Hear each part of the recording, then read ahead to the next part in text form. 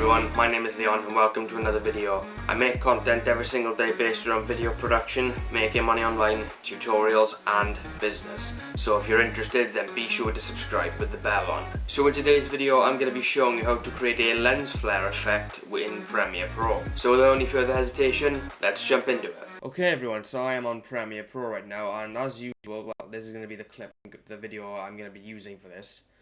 And as usual, drag the video onto the timeline. Now, well, just keep it as it is, I suppose.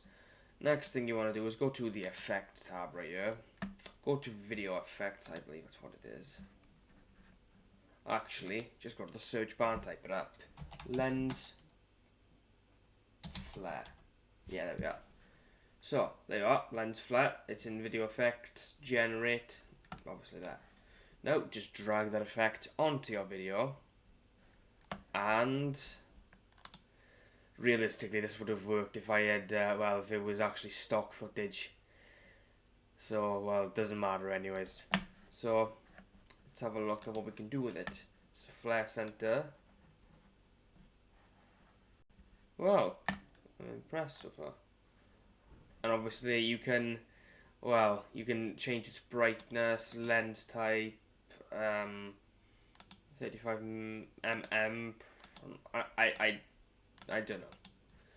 Blend with original. Let's have a look at that. Well, it just basically gets rid of it. And that's basically how you do it. And that is how you create a lens flare effect in Premiere Pro.